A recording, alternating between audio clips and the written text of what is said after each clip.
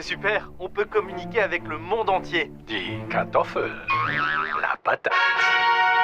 Les réseaux sociaux, c'est un monde formidable. Qu'est-ce qu'on se marre. Mais il y a aussi plein de messages qu'on aurait préféré jamais lire. Et puis sans crier gare, des contenus violents, voire même de la pornographie. Bref, les réseaux sociaux, c'est un peu le paradis, mais c'est souvent l'enfer.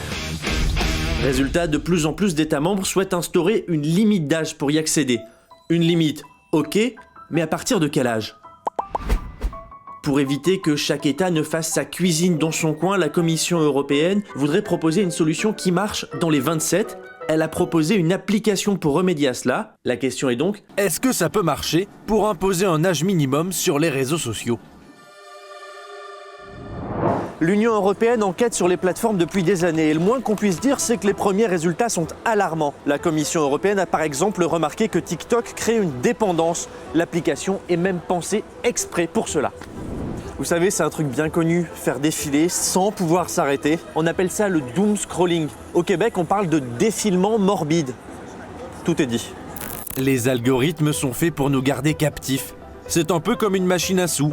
Parfois on gagne, on tombe sur une vidéo sympa, mais souvent on perd. Au mieux, c'est inintéressant. Au pire, violent. Selon une étude réalisée auprès de 2000 jeunes en France, les 3/4 d'entre eux ont déjà été exposés à des contenus choquants et un tiers a vécu ou assisté à du cyberharcèlement. De ces résultats, on a décidé d'en parler avec les premiers concernés, alors on est retourné au lycée. Voici nos 5 témoins. Elles ont entre 13 et 15 ans. Aujourd'hui, elles disent passer entre 30 minutes et 1h30 par jour sur les réseaux sociaux. Leur appli favorite, c'est Snapchat. Il y a danger. En fait, je pense c'est les personnes qui sont dessus qui pourraient être dangereuses, pas le réseau social en lui-même. Et pourtant, les plateformes ont bien une responsabilité. On a sous les yeux un exemple très concret, ces petites flammes sur l'écran. Ça n'a l'air de rien, mais c'est très malin. Parce que si on ne se connecte pas, on les perd. Moi, c'est 130, je pense. Moi, j'ai pas Snap. Voilà. Moi, j'ai pas Snap depuis longtemps, du coup, je pense que c'est autour des 85. Et moi, mon record, c'est 500. Voilà. En fait, 500 flammes, c'est 500 jours où j'ai envoyé avec cette personne une photo chaque jour. Et des fois, heureusement, on les a jamais perdus, mais des fois, on les perd. C'est super pour garder le lien avec les amis, mais c'est aussi comme ça que les réseaux sociaux nous rendent dépendants, et ce n'est qu'un mécanisme parmi d'autres. D'ailleurs, on se pose une autre question. Est-ce que l'une d'entre vous a déjà changé son âge pour s'inscrire sur un site, sur un réseau ?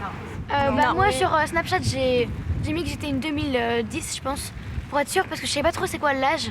Mais en tout cas, mes parents, ils étaient d'accord que j'ai tout ça. Mais Moi, j'ai contourné si je pourrais être sûre, quoi. Moi, il y en a un où j'ai contourné aussi. Vas-y.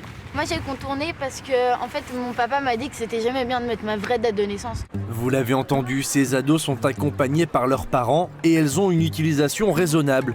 Mais des études montrent que chez pas mal de jeunes, les réseaux sociaux peuvent entraîner de l'anxiété, du stress, perturber le sommeil et nuire à la concentration.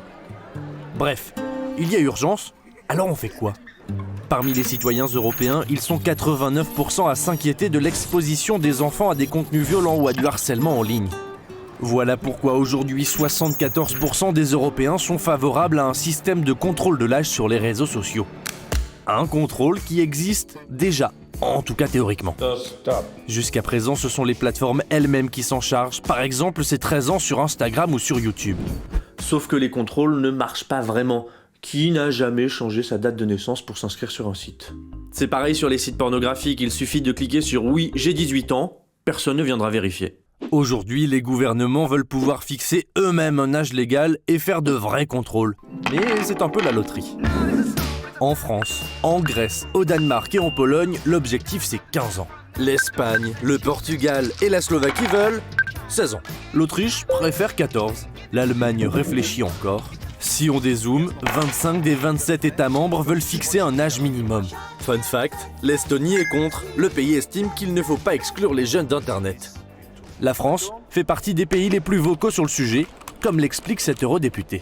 Depuis 7 mois, même plus que ça, la Commission européenne nous balade. Il ne se passe rien. Et donc la France particulièrement a l'air de pousser sur ce sujet. La France, parce qu'il y a un vide européen, s'est saisie de ce sujet depuis 2 ans, avec un panel d'experts qui a fourni des recommandations. Et la France a dit, très bien, Emmanuel Macron a notamment dit, en septembre prochain, 2026, interdiction de tous les réseaux sociaux en dessous de 15 ans.